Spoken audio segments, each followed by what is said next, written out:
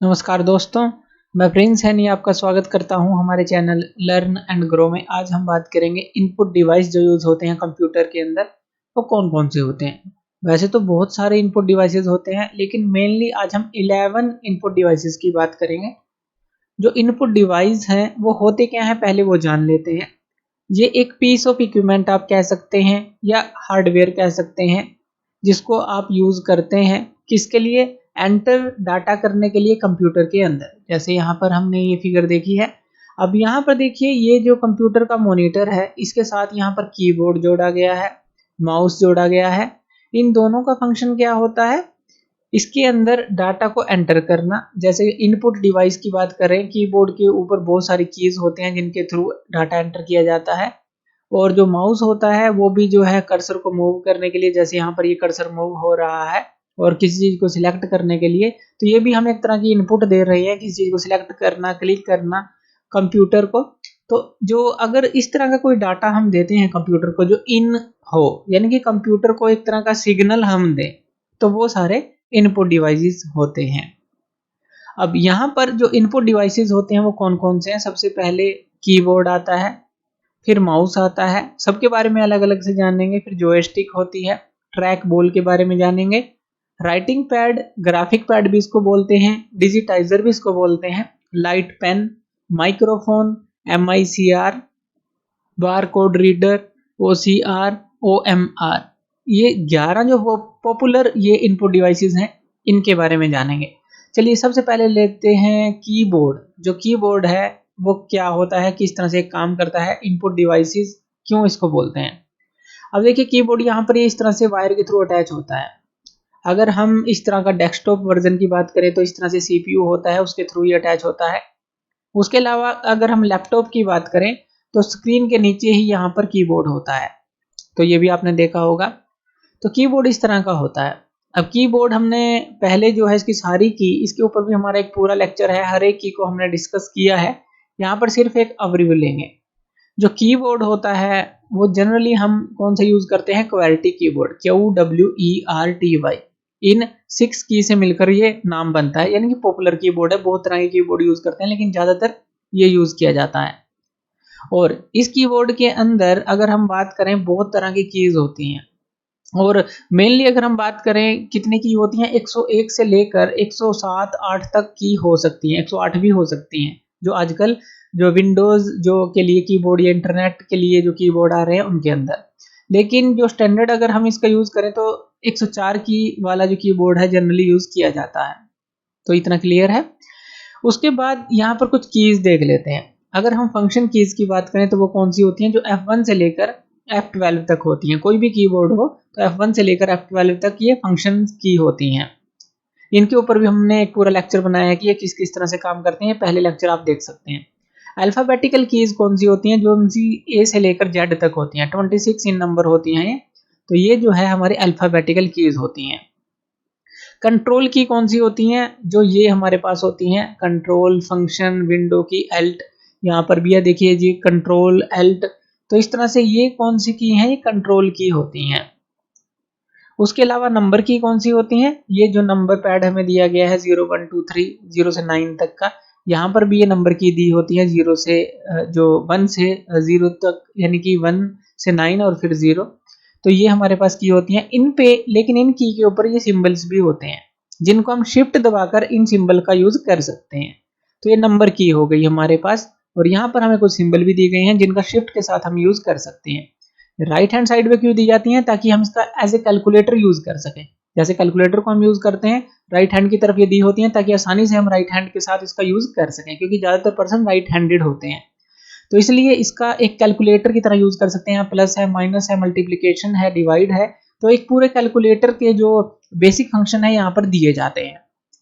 तो ये नंबर की होती हैं। पंक्चुएशन और सिंबल की, अब देखिए पंक्चुएशन की कौन सी हैं, कोमा, फुल स्टॉप, ये जो है इस तरह की सेमीकोलन, ये जो सारे हैं पंक्चुएशन की होती हैं। और सिंबल की कौन सी होती हैं, जैसे ये हमने देखी @ हैश, जो इस तरह के जो सिंबल है, तो वो सारी सिंबल की होती हैं। तो यहाँ पर हम ये दिखा देते हैं डैश लाइंस के अंदर पंक्चुएशन की, सिंबल की, यहाँ पर भी हैं कुछ सिंबल की। तो इस तरह से ये सिंबल और पंक्चुएशन की होती हैं इसके अंदर। नेविगेशन की कौन सी होती है, जैसे ये एरो है हमारे पास, ये एरो है, और यहाँ पर delete, home, page up, page down, ये जो है नेविगेशन की होती हैं। एंड और इंसर्ट, यहाँ पर ये की होती हैं, अलग अलग जगह हो सकती हैं ये की। तो यहाँ पर जैसे 1 के नीचे एंड है तो शिफ्ट दबाकर हम इसका यूज करते हैं। अगर किसी जो मेन की के नीचे उसको दिया गया है, या जैसे मेन की के ऊपर यहाँ पर दिया गया है साइड में, तो शिफ्ट दबाकर ही हम उसका यूज करते हैं।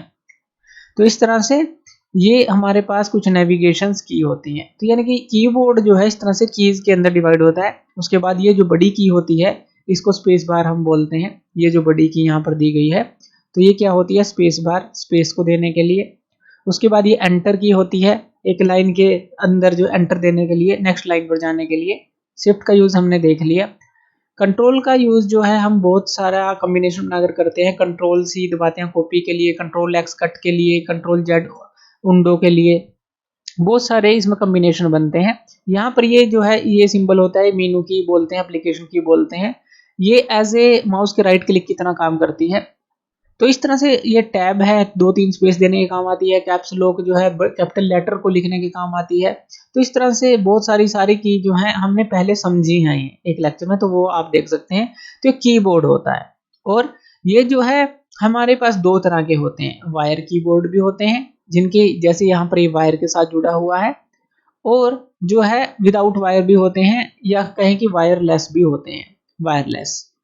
तो वो क्या है, हमारे जुड़े होते हैं, जो वायरलेस कीबोर्ड होते हैं जो ब्लूटूथ के थ्रू जो है हम जोड़ सकते हैं कंप्यूटर के साथ, कि उनके साथ कोई वायर नहीं होती, आप कितने भी दूर उनको रख सकते हैं। तो ये कीबोर्ड है जो इनपुट डिवाइस होता है। दूसरा माउस की बात करें, माउस हमारे पास इस तरह का, जैसे यहाँ पर ये देखिए माउस लगाया गया है। तो माउस को नाम दिया गया है क्योंकि ये जो है दाएं बाएं ऊपर नीचे, ये जो है एक तरह से कहें कि ये भागता फिरता है, तो माउस इसको बोला गया है। और ये जो माउस होता है इस तरह का, ये हमारे पास वायर्ड भी माउस होता है, और इसी तरह से दूसरा माउस भी होता है जिसके अंदर वायर नहीं होती, वायरलेस आप उसको बोलेंगे। उसके अंदर जो है इस तरह की हमें ये दी होती है ब्लूटूथ जो डिवाइस है, जैसे कीबोर्ड को हम जोड़ते हैं उसी तरह से माउस को भी इस तरह से जोड़ा जाता है। इसको जो है आप लगाते हैं जो कंप्यूटर का, मान लीजिए सीपीयू है उसके अंदर, या लैपटॉप के अंदर आप इसको लगाते हैं यूएसबी के अंदर, और फिर उसको इसके अंदर जो है बैटरीज पड़ती हैं, डलती हैं, और फिर ये इससे कनेक्ट होता है तो चल जाता है। यानी कि ये बिना वायर के है, काफ़ी रेंज होती है इसकी, दूर से ऑपरेट कर सकते हैं आप। ये वायर वाला माउस होता है, लेकिन फंक्शन इनके सेम ही है। फंक्शन क्या सेम है, देखिए इनके पास जो है 2 बटन होते हैं। अगर हम ये देखें तो ये तो राइट क्लिक हो गया हमारे पास, और ये हो गया लेफ्ट क्लिक बटन। तो इसके अंदर होता क्या है, जो राइट क्लिक वाला बटन है जनरली इसका यूज किया जाता है कि कोई भी आपको ऑप्शन खोलने हो, जैसे कि हमने मीनू की डिस्कस किया था। और जो लेफ्ट क्लिक होता है जनरली इसको सिलेक्ट करने के लिए, और डबल क्लिक करके या सिंगल क्लिक करके आप किसी फाइल को ओपन करते हैं। इनके फंक्शन को चेंज भी किया जा सकता है सेटिंग में जाकर, लेकिन जनरली यही फंक्शन रखे जाते हैं। बीच में ये एक डिस्क होती है, ये एक डिस्क होती है जिसको हम रोटेट करके, अगर पीडीएफ फाइल है, कहीं पेजेस की है, या वर्ड फाइल है, इस तरह की जो फाइल है उनको जो है हम ऊपर नीचे कर सकते हैं फटाफट से, या फिर कंट्रोल के साथ इसको दबाकर हम जूम अनजूम कर सकते हैं, यानी कि बड़ा छोटा कर सकते हैं किसी भी पेज को। तो इसलिए इस तरह से इनका यूज किया जाता है। जो माउस है ये है क्या, एक पॉइंटिंग डिवाइस है। जैसे कर्सर है मूव कर रहा है तो ये माउस के कारण से ही मूव करता है। तो पॉइंटिंग डिवाइस है कर्सर को मूव करने के लिए मॉनिटर स्क्रीन के ऊपर। ये किसी भी आइकन को सिलेक्ट कर सकता है, अगर हम लेफ्ट क्लिक की बात करें, फाइल को या ऑब्जेक्ट को सिलेक्ट कर सकता है, उसको ओपन हम कर सकते हैं।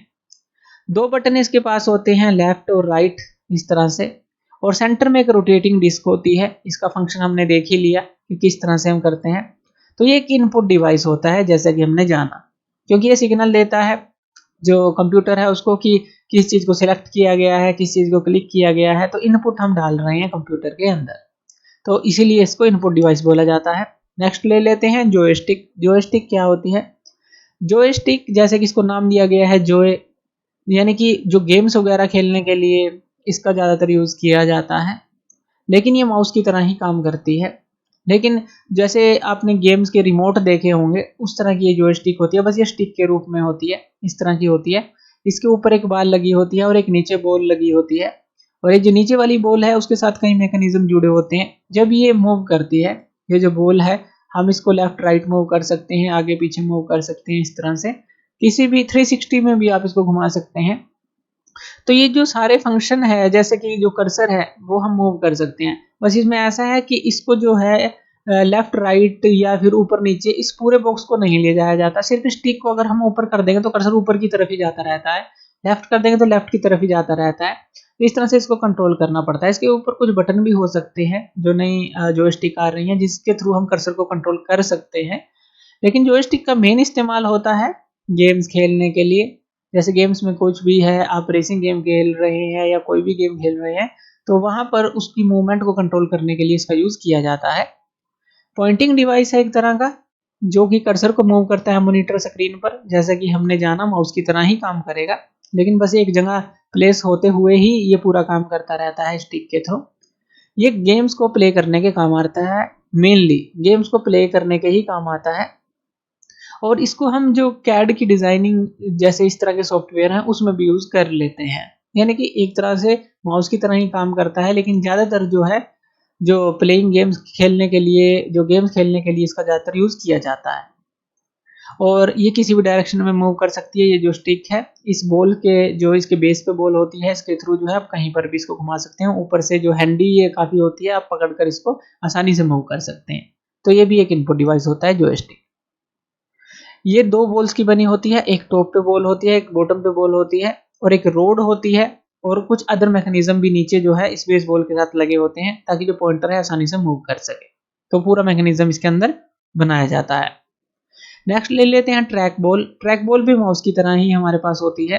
ये आपको माउस की तरह दिख रही होगी, लेकिन यहाँ पर क्या होती है, एक बॉल होती है यहाँ पर। ये जो बॉल होती है ये हाफ इंसर्ट होती है अंदर। जैसे मान लीजिए एक बॉक्स हम बना लें, इस तरह से एक बॉक्स बना लें, और एक बॉल जो है हाफ तो इसके अंदर है, हाफ इसके बाहर है। आधी तो इसके अंदर होती है, आधी बाहर होती है।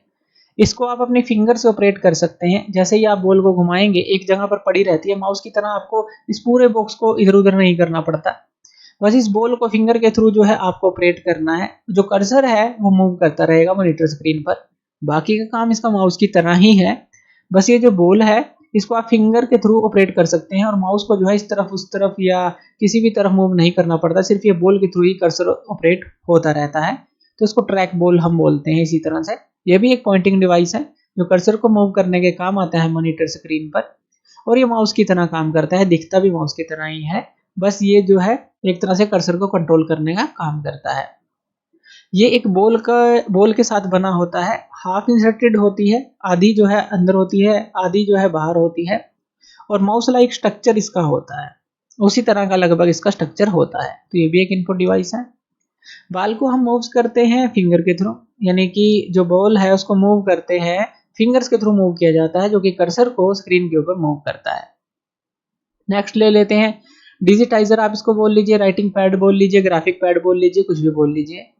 ये पैड होती है जो आजकल टीचिंग के लिए भी काम आती है, ड्राइंग के लिए भी काम आती है। इस तरह से माउस की तरह भी ये काम कर सकती है, और इसको जो है यूएसबी के थ्रू जोड़ा जाता है कंप्यूटर के साथ। जैसे इस तरह की ये पैड होती है, और यहाँ पर एक पेन होता है इसके साथ।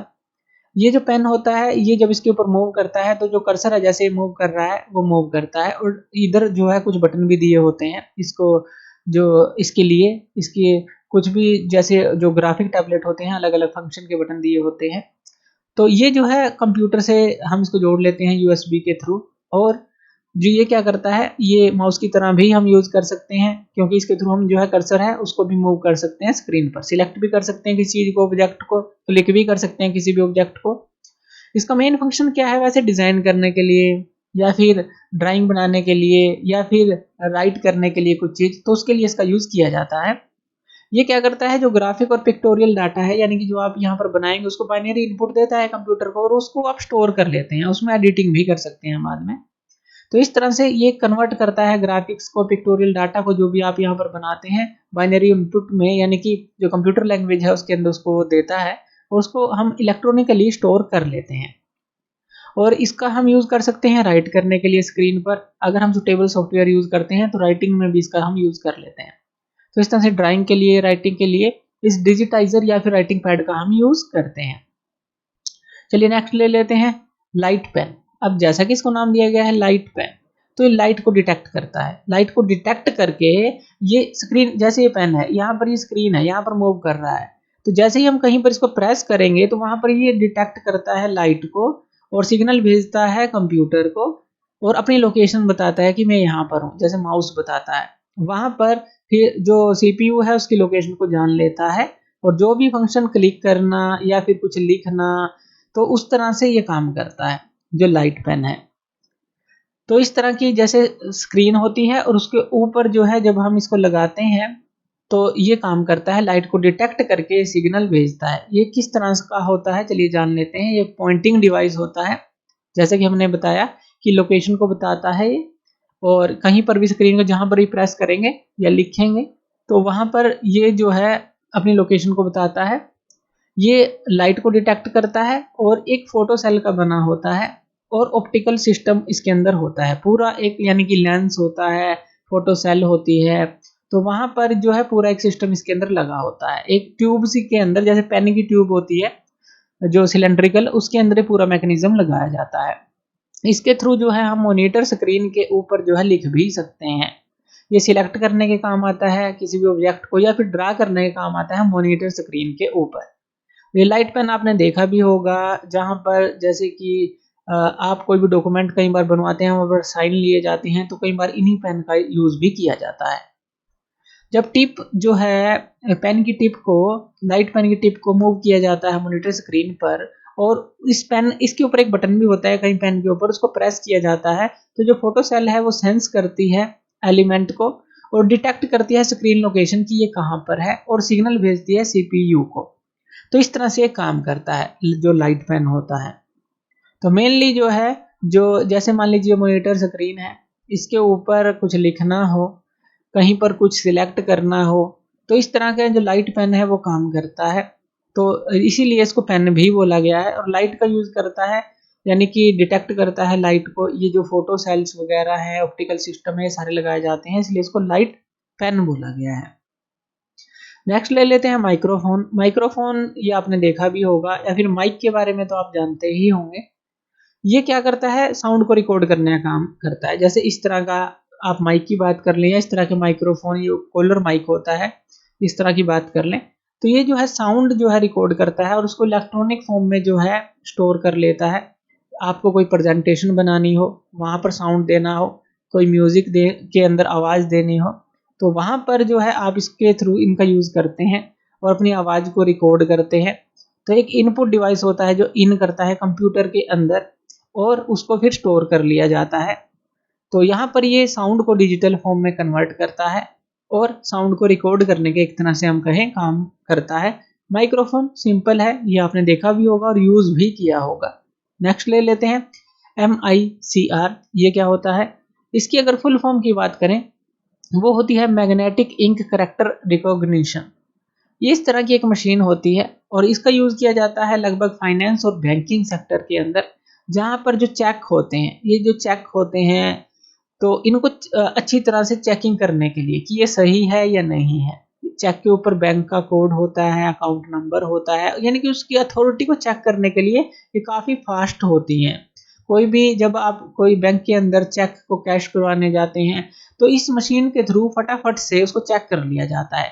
इसके नीचे जो है एक कोड दिया होता है और जिसके लिए एक स्पेशल इंक का यूज किया जाता है, जिसको हम मैग्नेटिक इंक कहते हैं। उसी को ये डिटेक्ट करता है, उसी के थ्रू इस चेक को बताता है कि ये सही है, किस अकाउंट से जुड़ा हुआ है, तो किस बैंक ब्रांच का है, या इस तरह की काफी सारी डिटेल इसके अंदर होती है। तो ये मैग्नेटिक इंक करेक्टर रिकॉग्निशन इसको बोला जाता है, क्योंकि ये मैग्नेटिक इंक जो करेक्टर है इस चेक के एंड में, बॉटम में लिखे होते हैं कुछ नंबर, उनको रिकॉग्नाइज करता है, उनको पहचानता है, उनको पहचान करके वो वेरीफाई करता है। तो ये लगभग फाइनेंस और बैंकिंग सेक्टर में ही यूज किया जाता है, क्योंकि फास्ट है, रिलायबल है, सिक्योर है, तो इसलिए इसका यूज किया जाता है। तो इस तरह से जो नकली और असली की वो तो पहचान हो ही जाती है और जल्दी तरीके से भी काम होता है। तो इसलिए ये भी एक इनपुट डिवाइस के अंदर आता है, क्योंकि ये क्या करता है, ये यहाँ से इंक को रिकॉग्नाइज करके पहचान कर जो है उसके सिग्नल को पकड़ता है और उसके सिग्नल आगे देता है। और उसकी डिटेल जो है फिर हमें मिलती है प्रोसेस होने के बाद। ये चेक को देखने के लिए काम आता है कि वो सही है या नहीं, जो चेक्स होते हैं बैंकिंग में या जो फाइनेंस सेक्टर के अंदर होते हैं। नेक्स्ट आता है बार कोड रीडर। बार कोड रीडर का यूज आपने देखा होगा, कहाँ पर देखा होगा, जो आप प्रोडक्ट लेने जाते हैं या कोई बड़ी शॉप है या कोई मॉल टाइप है वहां पर जाते हैं तो इस तरह के बार कोड लगे होते हैं। ये जो बार्स हैं इस तरह की होती हैं, कुछ डार्क लाइन होती हैं, कुछ लाइट लाइन होती हैं। इस तरह के कोड को रीड करने के लिए सीधा इसका कितना रेट है, कौन सी चीज है, सारी डिटेल्स में होती है। और जैसे ही आप एक इस तरह की हमारे पास एक मशीन होती है, यहाँ से जैसे ही लेजर टाइप इसके अंदर से निकलती है और इस बार को वो इस बार्स को चेक करती है, इस कोड को चेक करती है, तो सारी डिटेल जो है कंप्यूटर के अंदर वो फीड हो जाती है, कंप्यूटर स्क्रीन पर आ जाती है कि कितना रेट है, कौन सी चीज है ये। तो ये जो है इस तरह से बार कोड रीडर्स को बोला जाता है। ये आपको कहाँ पर देखने को मिलेगा, ये आपको मॉल्स के अंदर जहाँ या फिर प्रोडक्ट को जब जहाँ आप खरीदते हैं वहां पर देखने को आपको मिलता है। कोई भी जैसे कपड़े आप खरीद रहे हो, कुछ भी आप खरीद रहे हो, तो वहां पर आपको इस तरह के कोड देखने को मिलते हैं। Used for reading bars, dark और जो लाइट लाइन होती हैं, और शॉपिंग मॉल्स के अंदर या फिर प्रोडक्ट शॉप के ऊपर जो आप इसको देख सकते हैं। ये काफी जगह आपने देखा भी होगा। तो ये बार कोड रीडर होता है, ये भी एक इनपुट डिवाइस होता है। OCR, OCR क्या है? OCR हमारा होता है ऑप्टिकल कैरेक्टर रिकॉग्निशन। अब ये जो प्रिंटेड टेक्स्ट होता है, जैसे कि कोई पेज है उसके ऊपर कोई प्रिंटेड टेक्स्ट है, उसको चाहे वो एक पिक्चर हो, स्कैन्ड पिक्चर हो, उसका जो प्रिंटेड टेक्स्ट है उसको पढ़ना है, उसको आपको नोट करके कंप्यूटर में फीड करना है। तो इस तरह का एक हमारे पास OCR होता है। बड़ी भी मशीन्स होती हैं, कुछ इस तरह के पेन भी आजकल आने लगे हैं, जिनके थ्रू आप जब इसके ऊपर आप इसको लगाते हैं तो उसी तरह से ये इसको रीड करता चला जाता है और ये जो इनपुट है कंप्यूटर को दे देता है और फिर डिजिटल फॉर्म में वो स्टोर हो जाती है या आप उसको देख सकते हैं। तो इस तरह से जो OCR है, ऑप्टिकल कैरेक्टर रिकॉग्निशन इसको बोला जाता है, ये प्रिंटेड टेक्स्ट को रीड करने के काम आता है, या फिर जो स्कैन्ड इमेज हैं उनको टेक्स्ट फाइल में, PDF फाइल में इस तरह से कन्वर्ट करने के काम आता है। तो ये OCR का काम होता है। तो काफ़ी ज़्यादातर ये यूज़ होने लगा है। कोई भी डॉक्यूमेंट है आपके पास, हैंड रिटन है, नोट्स हैं, या इस तरह की पुरानी कोई चीज़ आपके पास लिखी हुई पड़ी है या इमेज के अंदर लिखी हुई है, उसको आप आसानी से डिजिटल फॉर्म में कन्वर्ट कर सकते हैं इसके थ्रू, OCR के थ्रू। तो काफ़ी काम की चीज़ होती है ये। जो हमारे जो सेक्टर हैं, कोई भी जहाँ पर पुराना रिकॉर्ड है वो हमें डिजिटलाइज करना है, तो इसके थ्रू फटाफट से उसको डिजिटलाइज किया जा सकता है। तो इस तरह से OCR का यूज़ किया जाता है। उसके बाद आता है OMR। OMR जब आपने इस तरह के पेपर दिए होंगे जहाँ पर ब्लैक पेन का यूज़ किया जाता है, सर्कल को जो है ब्लैक करने के लिए कुछ सर्कल होते हैं, आप आंसर देते हैं और फिर उन आंसर शीट को चेक करने के लिए ये जो पूरी आंसर शीट बनती है जिसको हम OMR शीट भी बोलते हैं, इस शीट को चेक करने के लिए मशीन्स का यूज़ किया जाता है, जो कि इन ब्लैक जो सर्कल है उनको डिटेक्ट करती है और फिर उनको चेक करके उनको डिजिटलाइज फॉर्म के अंदर रिजल्ट देती है प्रोसेस करने के बाद। इसको ऑप्टिकल मार्क रिकॉग्निशन बोला जाता है। और ये कहाँ पर यूज होती है? ब्लैक सर्कल जो है आंसर शीट के ऊपर, उनको चेक करने के लिए, उनको डिटेक्ट करने के लिए इसका यूज होता है। तो ये हमारे पास इनपुट डिवाइसेस होते हैं जो हमने 10 यहाँ पर देखे। तो थैंक यू वीडियो देखने के लिए, और इसी तरह की वीडियोस के लिए आप हमारे चैनल लर्न एंड ग्रो पे हमें सब्सक्राइब कर सकते हैं। धन्यवाद।